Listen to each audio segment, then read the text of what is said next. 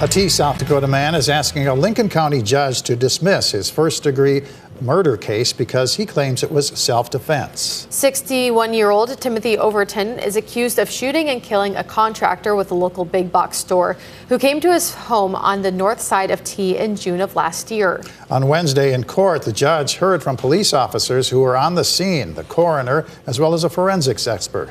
We'll be back in the courtroom today when testimony resumes. To take a closer look at Wednesday's proceedings and why Overton's attorneys claim it was a case of self-defense, you can check out this KELOLAND.com original by Michael Dorn. A southwest Minnesota woman is headed to prison for third-degree murder. On Wednesday, a judge sentenced 43-year-old Pranam Suvanarath to 8.5 years behind bars. She has a lengthy criminal history. Her past convictions involved drugs, thefts, and DWI. This latest crime was in April of last year. That's when Suvanarath killed 22-year-old Brittany Lays. A witness told investigators that Lays was driving when Suvanarath handed her something that Lays thought was candy, so she ate it. It turned out it wasn't a snack, it was meth. Lays died a couple of hours later of methamphetamine toxicity. Police in Gettysburg, South Dakota are sending out a warning after a high school student discovered a dangerous drug on a sidewalk. The department posted these pictures on Facebook showing a syringe filled with a liquid. That liquid tested positive for fentanyl, which can be deadly even in small amounts. Police are asking anyone who sees something suspicious to give them a call. Now let's get a check of our weather with meteorologist Scott Munt. Good morning, Scott. All right, good morning, everybody. As next system moves through, there's a chance for showers across northeastern South Dakota late this morning into the early afternoon. Maybe even some thunderstorms late afternoon and evening across the southeast. We'll have a warm day, but becoming windy. Temperatures in the 70s and 80s. Much cooler air for tomorrow.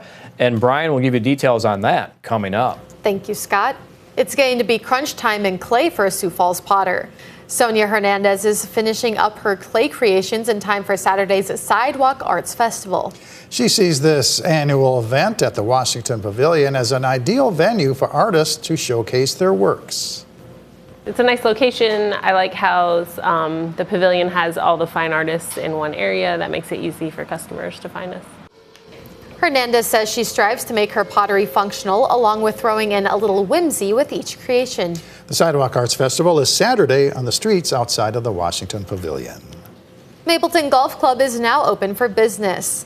The golf club hosted its grand opening on Labor Day. While many people consider the summer months to be over now, the golf course staff believe that fall will be even better for the sport. One of the things I think that everybody can look forward to is a really good stretch of nice weather, and hopefully, knock on wood, that we get a lot of good days to still play golf yet this season. But I think there's, a good 6-8 weeks here easily where we'll have a lot of golf played and a good chance to enjoy the club. The golf course says that it is sold out of its single and national category memberships, but there are still some corporate options left. We've posted more information on this story here on KELOLAND.com. Law enforcement in the Black Hills is giving back to a girl hurt in a crash last month.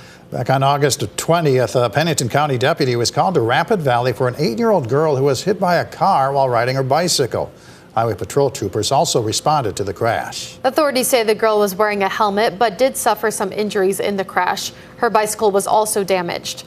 The deputy who responded reached out to others hoping to get the girl a new bike and helmet. The sheriff's office says Black Hills Badges for Hope made it happen. Last week, the deputy and the highway patrol took the little girl shopping for that bicycle and her helmet. That's a look at some of our top stories. Now let's take one last look at your weather with meteorologist Brian Karstens. Good morning, Brian. All right, and good morning as we're looking at our weather forecast today. Well, we've got some wind. We're going to go right to that story. First of all, it'll be a southwest wind ahead of the front. That's going to help us warm up today. A lot of 70s. We're going to see some 80-degree weather, south central South Dakota.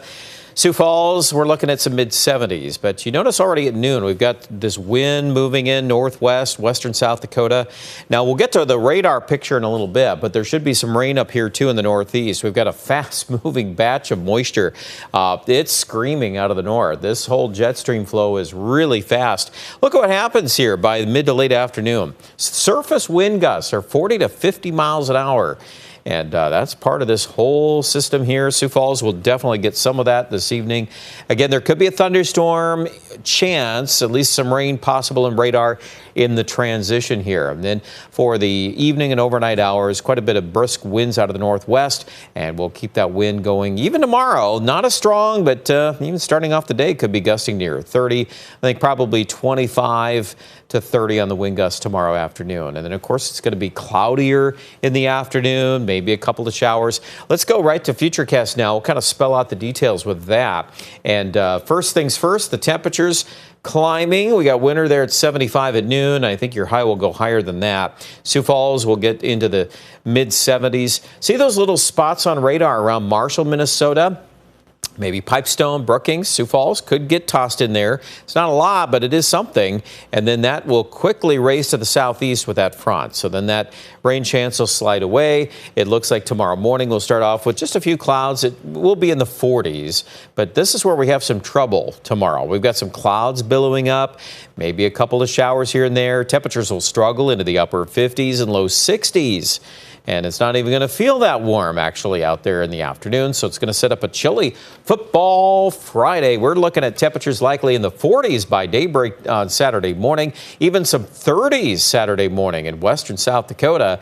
Very fall-like feel to the weather Saturday. And then we're going to cap it off with more 30s on Sunday morning. We're not talking just one or two spots. I think there'll be quite a few 30s. Sioux Falls, we're projecting about 38. Is our low temperature there. So we'll keep an eye on those numbers. I know what you're thinking. Some of you are thinking about we're going to get any frost out of that. Well, at this point, we're probably not there yet, but we'll keep just an eye on it, we'll say, for now. And then if we come out of that with no problems, then we're going to be back to the 80s next week. In fact, it's actually going to swing the other way, and everything's going to turn really warm, humid next week. Aberdeen gets involved with some of that. Pier 2, we're going to be in the mid-80s next week, possibly 90 as we head through the end of the 7-day forecast. So don't worry one bit. Summer's going to return. Take a look at more details with the weather online at kettleland.com.